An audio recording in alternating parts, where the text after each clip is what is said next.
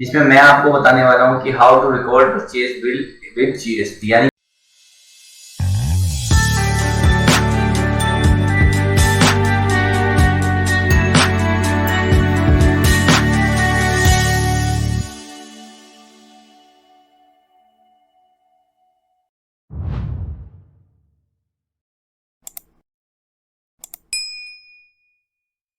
कि आपका जो परचेज का बिल होता है आपको जीएसटी के साथ उसको कैसे एंटर करना होता है टैली प्राइम में। यानी एक प्रॉपर प्रैक्टिकल बिल के साथ हम सीखने वाले हैं कि हमें परचेज का जो और इनवॉइस होता है हमें उसकी एंट्री टैली प्राइम में कैसे करनी होती है। तो मैं आपको दिखा देता हूँ, ये मेरा इनवॉइस है जिसकी हेल्प से हम सीखने वाले हैं कि हमें परचेज की एंट्री करनी कैसे होती है टैली प्राइम में परचेज विद जीएसटी। तो देखो, जो हमारी कंपनी होने वाली है वो होनी है केपी एंटरप्राइजेस। यानी हम एक केपी एंटरप्राइजेस के नाम से कंपनी क्रिएट करेंगे। देन कंपनी क्रिएट के बाद हम परचेज की एंट्री को रिकॉर्ड करेंगे जीएसटी के साथ। तो कैसे कैसे करना है स्टेप बाय स्टेप, आप वीडियो के साथ बने रहे, मैं आपको सब कुछ सिखाऊंगा, आप वीडियो के साथ बने रहे। तो हम एक न्यू कंपनी क्रिएट करेंगे केपी एंटरप्राइजेस के नाम से। तो हम एक न्यू कंपनी क्रिएट कर लेते हैं।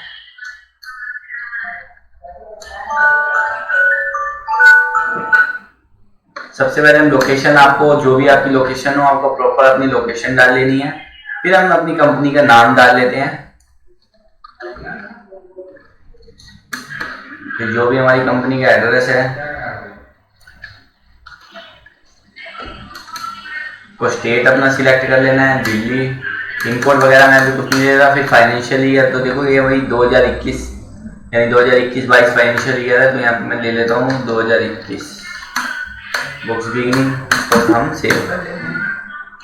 फिर प्रॉपर हम जीएसटी का सेटअप कर देते हैं अपनी कंपनी में, जो मैंने आपको इससे प्रीवियस चैप्टर में बताया था कि आपको कैसे जीएसटी का सेटअप करना होता है। तो हम अपनी कंपनी का जीएसटी नंबर डाल लेते हैं। यानी हम अभी अपनी कंपनी का ही सेटअप कर रहे हैं टैली प्राइम में।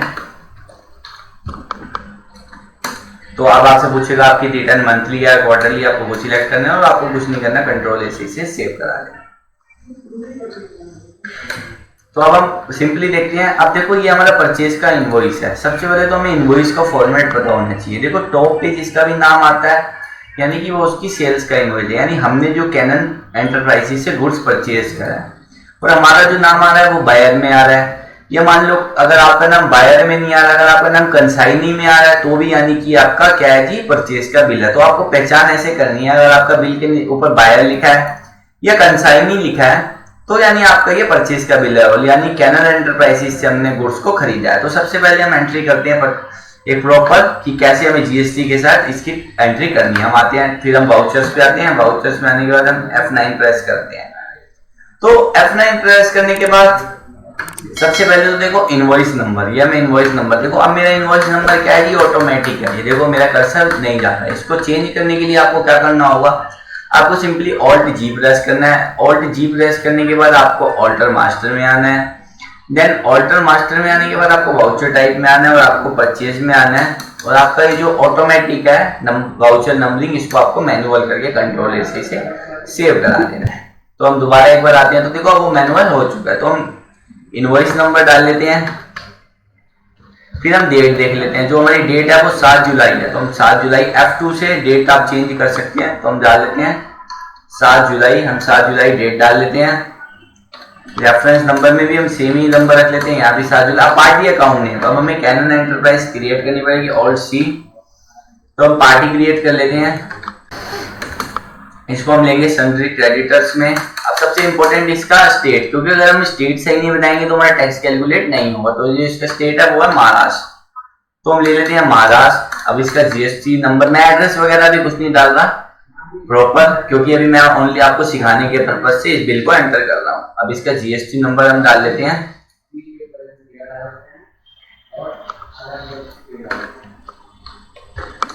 तो इसका जीएसटी नंबर हमने डाल लिया और आपको इसको सेव करा लेना है। फिर नेम ऑफ आइटम में अब आपको आइटम लेना है। तो देखो, जैसे मेरा ये आइटम है। अब जैसे मान लो अगर आपके पास आइटम क्रिएट नहीं है या आपके पास जैसे मैंने लेजर भी साथ के साथ क्रिएट किया, तो आपको ऑल्ट C से, ऑल्ट C हमारी शॉर्टकट होती है क्रिएशन की। तो मैं यहीं से ऑल्ट C दबाऊंगा और इसको अपने आइटम को क्रिएट कर लूंगा। मैंने स्टॉक का नाम ले लिया। अब मेरे को यूनिट बतानी है, यूनिट मेरी नंबर्स है, तो ऑल्ट सी से मैं क्रिएट कर लूंगा। यूक्यूसी कोड आपको बता देना है, क्योंकि जीएसटी में आपको यूक्यूसी कोड बताना कंपलसरी है, तो आपको ये बता देना है। फिर आपको जीएसटी का रेट सेट कर देना है, आपको यहाँ पे एचएसएन डाल देना है। देखो ये मुझे एचएसएन पूछ रहा है। डिस्क्रिप्शन अगर आप स्टॉक से रिलेटेड कुछ लिखना चाहते हैं तो आप दे सकते हैं, वरना आप अपना एचएसएन कोड डाल सकते हैं, जैसे 8443 में यहाँ पे डाल देता हूँ। और यहाँ पे आपको नॉन जीएसटी गुड्स में नो ही रखना है, और यहाँ पे आपको ऑन वैल्यू लेना है, और टैक्स लायबिलिटी में आपको टैक्सेबल लेना है, टैक्सेबल लेना है। देन आपको फिर टैक्स का रेट सेट करना है, जैसे मेरा 18% है, और आपको इसको कंट्रोल से सेव करा देना। तो जैसे ये 4 नॉर्म्स हैं, कितने के रेट से, 3600 के रेट से। तो देखो मेरे टैक्सेबल वैल्यू आ चुकी है, मेरी मैच हो चुकी है। अब मेरे को टैक्स लगाना है, तो जैसे ही मैं टैक्स, अब मेरे को यहाँ परचेज का लेजर बनाना पड़ेगा, तो मैं और चीज से परचेज का लेजर क्रिएट कर दूंगा। Purchase enter, purchase enter. तो यहाँ पे आपको गुड्स ले लेना है और आपको इसे सेव करा देना है। तो देखो अब जैसे ही आप ये कर दोगे, एक बार आप फिर एंटर मारोगे तो ये आपसे पूछेगा कि क्या और कोई आइटम है। फिर आपको एक बार, अब देखो जैसे मेरे बिल पे तो कोई और आइटम नहीं है ना, एक ही आइटम है। फिर आपको एक बार फिर एंटर करना है और यहाँ पे और सी फिर से प्रेस करना है, और आपको एक लेजर क्रिएट करना है, इनपुट IGST @18%। क्योंकि देखो ये हमारा एक को इसने IGST लगा के दिया, तो जो भी हम परचेज पे टैक्स देके आते हैं वो मान ली क्या होता है, इनपुट टैक्स क्रेडिट। तो आपको यहाँ इनपुट ले लेना है, और इसका जो ग्रुप लेना है वो लेना है आपको ड्यूटीज एंड टैक्सेस, और इसको आपको टाइप ऑफ ड्यूटी में GST रखना है, और यहाँ पे आपको इंटीग्रेटेड टैक्स रखना है, और यहाँ पे आपको 18% लेके इसे सेव कर देना है। तो देखो मेरा टैक्स मैच हो चुका है, यही मेरा टैक्स आ रहा है। आपको एक बार अपनी इनवॉइस वैल्यू मैच कर लेनी है, तो देखो आ रहा है 60992, मेरा भी यही आ रहा है, तो मतलब मैंने इनवॉइस ठीक चढ़ाया है। इस तरीके से आपको परचेज के बिल को एंटर करना है। अभी हम एक बिल और देखेंगे कि हमें कैसे परचेज का बिल को एंटर करना होता है। हम एक बिल से और सीखेंगे। अब हमने सेकंड बिल को ओपन कर लेते हैं कि कैसे हमें परचेज की एंट्री करनी होती है। तो देखो अभी सेकंड बिल जो हमारी परचेज है वो कैनन एंटरप्राइजेस से ही है। तो हम यहाँ पे आते हैं, सबसे पहले इनवॉइस नंबर हम डाल देते हैं, इसको हम यहीं पे ही सेम ही रख लेते हैं रेफरेंस नंबर। और जो डेट है हमें डेट चेंज कर लेते हैं। डेट चेंज करने के लिए आपको F2 प्रेस करना है। तो देखो डेट भी अभी मैं इसलिए चेंज कर पा रहा हूँ क्योंकि मेरा ये क्या है कि लाइसेंस पे है, गोल्ड पे है।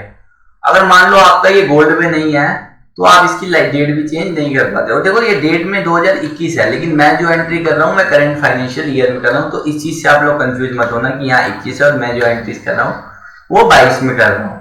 तो ये मैं करंट फाइनेंशियल ईयर के हिसाब से एंट्रीज कर रहा हूँ। तो मैंने 19 तारीख ले ली, 19 जुलाई। अब पार्टी अकाउंट में मेरे पास पहले से क्रिएट है कैनन एंटरप्राइजेस। जो भी ये कोई डिटेल्स पूछे आपको कंट्रोल से इसे सेव कर लेना है। फिर नेम ऑफ आइटम, तो देखो एक आइटम तो मेरे पास पहले से बना हुआ है, जैसे मैंने दो नॉर्म्स खरीदे 3324 के रेट से। सेकंड आइटम फिर आपको ऑल सी से क्रिएट कर लेना है। अगर आपका क्रिएट नहीं है तो देखो जैसे मेरा क्रिएट नहीं है मैं इसको क्रिएट कर लूंगा। यूनिट आपको इसकी नॉर्म सी रखनी है और जीएसटी डिटेल्स। फिर आपको इसका HSN डाल देना है 8443। यहाँ पे आपको टैक्सेबल लेना है। देन यहाँ पे आपको 18% सेट कर देना है। ये है जी, ये भी दो नॉर्म्स हैं 4609 के रेट से। सेकंड आइटम हम क्रिएट कर लेते हैं ऑल्ट सी से। देखो लगभग आइटम ये मतलब सेम टाइप के ही है, लेकिन ना इसमें कलर का डिफरेंस है, इसलिए हम अलग अलग स्टॉक क्रिएट कर रहे हैं। तो हो सकता है ना कोई अगर कलर वाइज मेंटेन करता हो तो आपको कलर वाइज तरीके से भी उसको क्रिएट करना आना चाहिए। तो जैसे नंबर्स है, आपने नंबर्स ले लिया तो यस। HSN हमारा सेम ही है 8443। यहाँ पे आपको टैक्सेबल लेना है, यहाँ पे आपको 18% देना है और इसे आपको सेव कर देना है। दो नॉर्म्स 4684 के रेट से। तो देखो यहाँ तक मेरा, देखो आपको ये मैच करते चलना है साथ के साथ कि आपका जो ये अमाउंट है ये मैच हो रहा है या नहीं हो रहा। अगर आपका ये मैच नहीं हो रहा तो मतलब आप इनवॉइस की एंट्री सही नहीं कर रहे। फिर हम लास्ट आइटम अपना क्रिएट कर लेते हैं।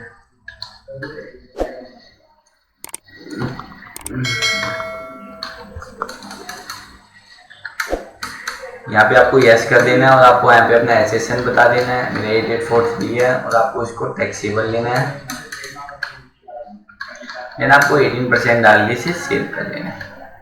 फिर कितना है जी, 2 नॉर्म्स हैं 4583 के रेट से।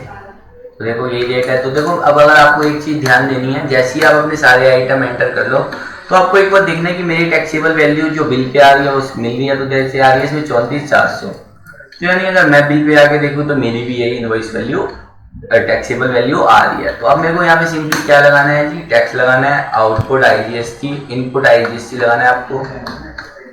तो देखो जैसे मैंने इनपुट आईजीएसटी लगाया तो मेरा टैक्स मैच हो गया और मेरे को एक बार इनवॉइस वैल्यू अपनी मैच कर लेनी है 40592। अगर आप नीचे आओ तो मेरी भी इनवॉइस वैल्यू मैच हो रही है। तो इस तरीके से आपको कुछ परचेज की एंट्री करनी होती है जीएसटी के साथ।